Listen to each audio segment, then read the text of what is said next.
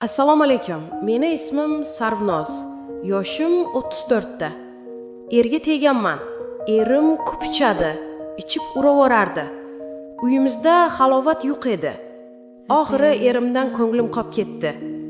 Qaynatam va qaynonam bilan yashardik. Oxiri erim Rossiyaga ishlagani ketdi. Bolalarimni o'zim ishlab boqardim. Erim pul tashlamasdi. Erimni ukasi menga mehribon edi. O'ylanmagan, bo'ydoq edi qayni ukam. Erim bir marta ham telefon qilmasdi. Yaxshi o'tiribsanmi, bolamiz yaxshimi demasdi. Ko'nglim sovib ketgandi erimdan. Lekin erimni ukasi shunchalar shirin so'z edi, ta'riflashga til ojiz. Hamma ishlarimga qarashib ketaverardi, o'g'il bola bo'lsa ham. Oxiri erimni ukasini yoqtirib qoldim. U ham meni yaxshi ko'rib qo'ygandi. Yaqqol nigohlaridan bilib turardim. Kunlarni birida qayni ukam "Kelinayi, zerikmayapsizmi?" deb namyoq tashladi.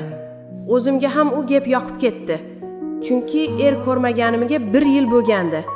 Axir erimdan darak yo'q edi. Qayni ukam "Keling kelinayi, siz bilan iliqlik qiramiz" deb nagli aytdi. Shokka tushdim. Biroz.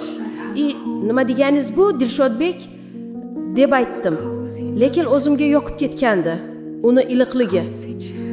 Yo'q, kelinayi, shunchaki sizni yaxshi ko'rib qolganman.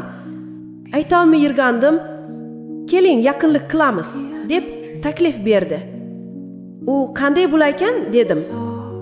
Ko'rasiz, juda yaxshi bo'ladi. Sizga yoqadi deb yana namyoq tashladi. Kunlar o'tdi. Erim boshqasiga o'ylanib ketgani haqida eshitib qoldim.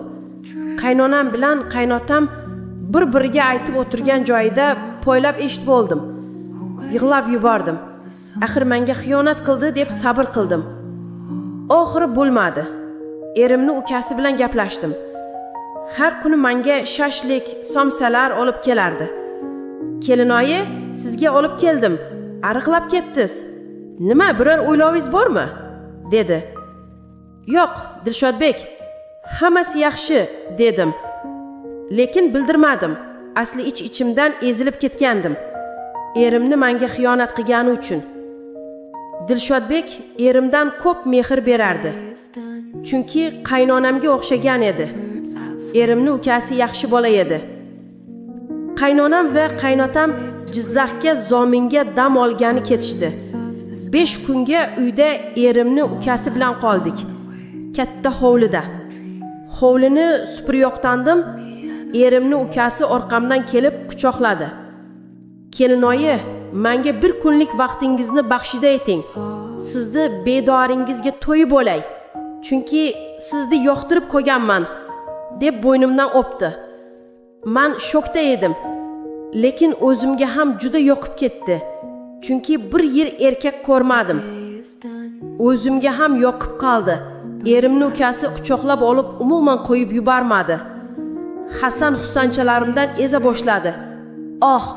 "Oh deya maza qilardim. O'zim ham yoqishib ketdim, quchoqlab. Ko'tarib oldida xonaga olib kirib ketdi. Spalniga yotqizdi. Nima qilyapsiz Dilshodbek?" degandim. "Hozir ko'rasiz kelinoyi" deb ustidagi kiyimlarini yechdi. Bitta tursida qoldi. Menga yopishib ketdi. O'zim ham qarshilik qilmadim. Juda xohlab turgandim. Rossa ustimga chiqib, Hasan Husanchalarimni eza boshladi. Oh deya maza qilardim. Sekin meni yechindirdi. Yechindim. Sirazi pastga qarab tushib ketdi.